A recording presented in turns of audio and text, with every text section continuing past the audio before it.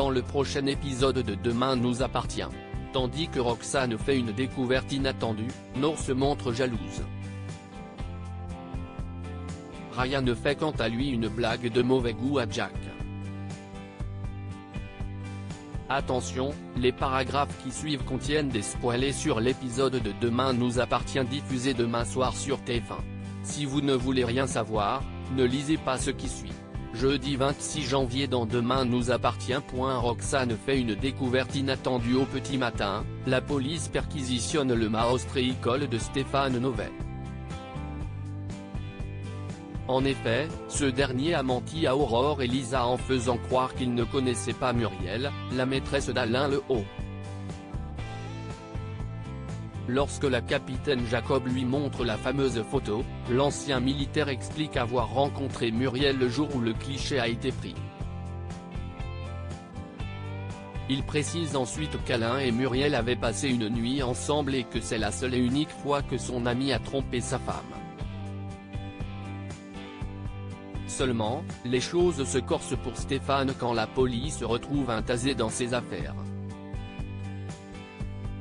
Il a beau clamer que cet objet n'est pas à lui, Stéphane est embarqué au commissariat. De son côté, François est sur le point de craquer nerveusement. Il faut dire que le professeur de français croit que son père l'a abandonné pour vivre avec sa maîtresse depuis qu'il a 13 ans.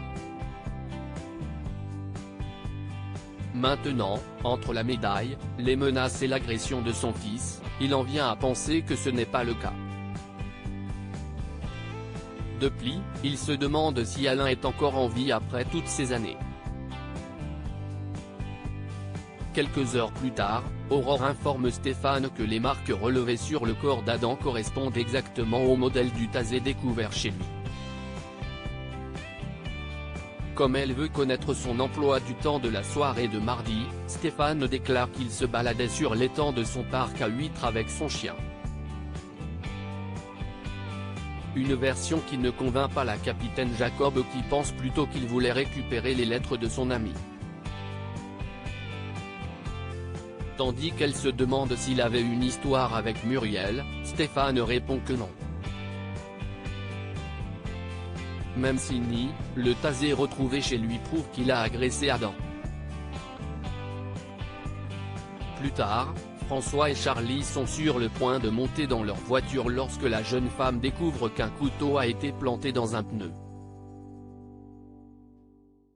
S'il s'agit probablement de la même personne que celle qui l'a menacé, François n'a pas pour autant l'intention de céder à la peur. Il appelle donc la police pour les prévenir. Au lycée, François se confie à Chloé sur ce qu'il traverse actuellement.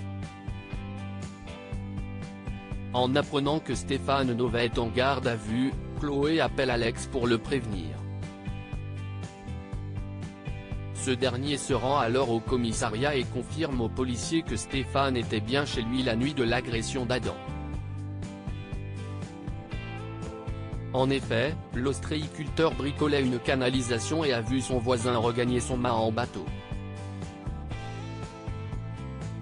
Avec ces nouveaux éléments, la garde à vue de Stéphane est donc levée. Prévenu par la police, François, qui a besoin d'obtenir des réponses à ses questions, se rend chez Stéphane à la nuit tombée.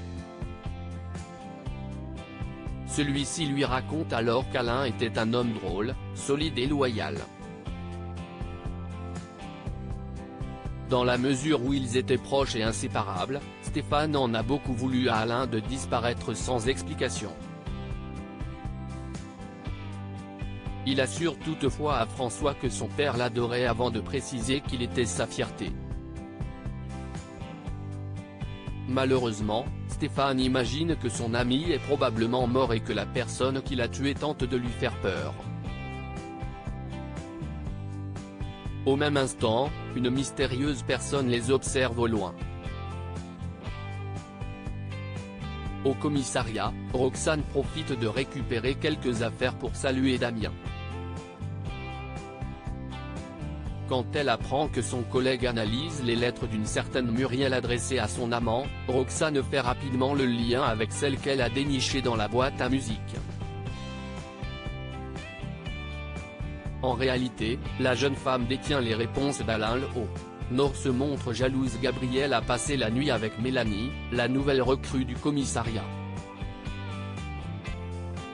Bien qu'avec Nord il ne soit que sex-friends, Gabriel prie Stéphane de ne rien dire sur Mélanie. Plus tard, Nord débarque à la coloc pour déjeuner. Lorsqu'elle remarque le bracelet de Mélanie sur le plan de travail, Stéphane lui fait croire qu'il comptait offrir le bijou à Soraya. Nord estimant qu'il ne plaira pas à sa sœur, Stéphane promet alors de le changer. Comme elle remarque les regards que s'échangent Gabriel et Stéphane, la jeune femme semble comprendre qu'il y a anguille sous roche. C'est pourquoi, elle encourage finalement Stéphane à lui offrir le bracelet. Ce qu'il fait point par la suite, Nord rejoint Soraya qui n'a pas vraiment aimé le cadeau de son compagnon. Elle compte donc porter le bijou quelques jours avant de faire croire qu'elle l'a perdu. De son côté, Nord lui fait part de ses doutes et se dit que le bracelet appartient à la fille que fréquente Gabriel. Et autant dire qu'elle peine à cacher sa jalousie.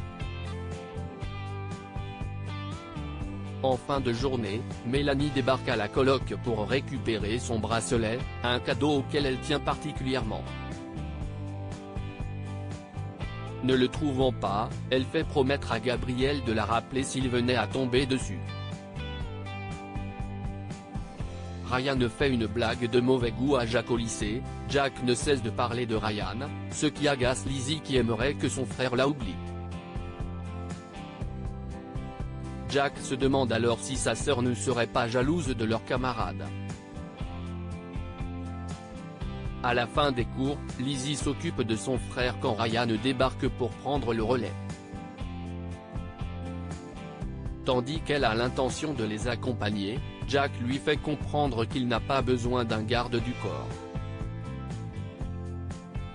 Plus tard, Ryan fait une blague de très mauvais goût à Jack.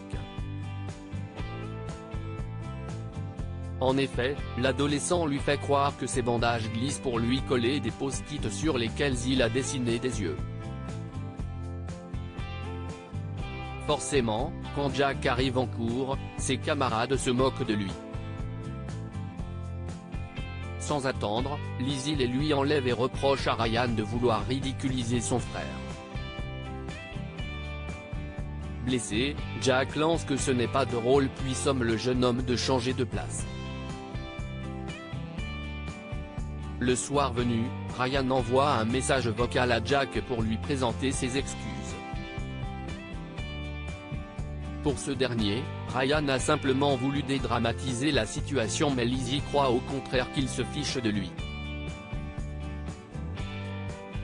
Elle recommande donc à son frère de faire attention.